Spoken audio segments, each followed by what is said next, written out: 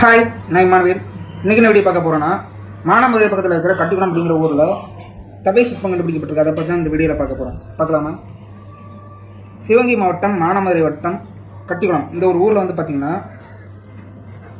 அந்த கட்டிக்குளங்கிற கிராமத்தில் வந்து வரலாற்று ஆய்வு பண்ணியிருக்காங்க. ஆய்வு பண்ணும்போது அந்த இடத்துல வந்து அழகிநாயகி அம்மன் அப்படின்னு ஒரு கோயில் இருக்குது. இந்த கோயிலில் வந்து சில இடங்கள் ஆய்வு பண்ணும்போது பார்த்திங்கன்னா, அந்த இடத்துல வந்து தவ்வை சிற்பம் உட்பட 6 முற்கால பாண்டியர் கால சிற்பம் வந்து கண்டுபிடிக்கப்பட்டிருக்கு.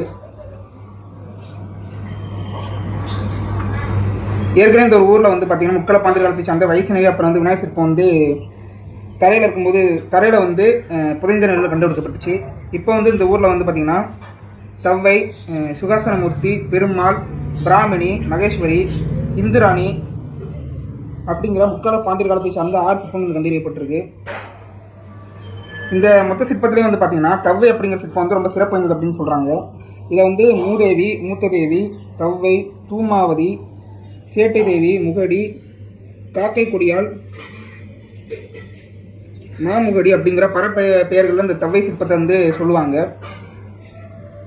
இந்த தவ்வை சிற்பத்தோட ஆரம்ப பேர் வந்து மூத்த தேவி அப்படின்னு சொல்லுவாங்க. ஒரு பேர் வந்து மூத்த தேவி. இந்த மூத்த தேவி வந்து காலப்போக்கில் மூதேவி அப்படின்னு வந்து மாற்றப்பட்டுச்சு.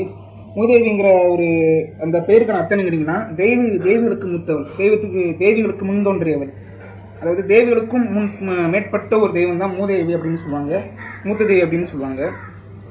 காலப்போக்கில் மூத்த தேவி அப்படிங்கிற விஷயத்த வந்து அவலட்சுமி, துருதேவி, அப்புறம் வந்து இதே மாதிரி அப்புறம் வந்து துஷ்டத்துக்கு அதிபதி அப்படிங்கிற பல பேர்களை வந்து தவற வந்து பயன்படுத்தினாங்க. இந்த தென்னிந்தியா முழுக்க வந்து பார்த்திங்கன்னா, இந்த மூத்த தேவி சிற்பம் வந்து வழிபாட்டில் வந்து இருந்து வந்திருக்கு. இங்கே கண்டுபிடிக்கப்பட்ட இந்த சிற்பம் வந்து பார்த்தீங்கன்னா 2 அடி உயரம், 3 அடி அகலம் உள்ள சிற்பம். அது மட்டும் இல்லாமல் ஒரே படைகளில் வந்து படைப்பு சிற்பமாக செதுக்கப்பட்டிருக்கு. சிற்பத்துக்கு நடுவில் வந்து பார்த்தீங்கன்னா, மூத்த தேவியும், வலது பக்கம் வந்து மகன் மாந்தனும், இடது பக்கம் வந்து மாந்தியும் வந்து இடம்பெற்றிருக்காங்க.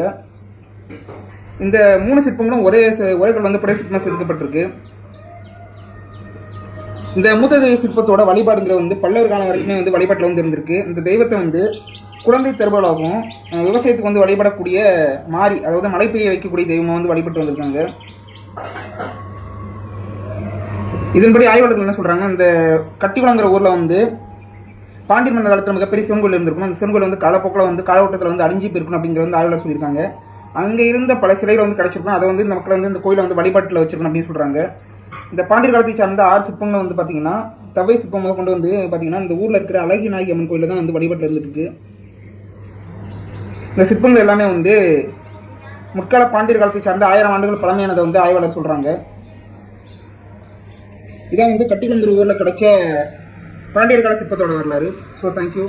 வேறு ஏதாவது வரலாற்று பற்றின விஷயம் பேசினா கீழே கமெண்ட் பண்ணி பிடிச்சா லைக் பண்ணுங்கள், ஷேர் பண்ணுங்க. தேங்க்யூ.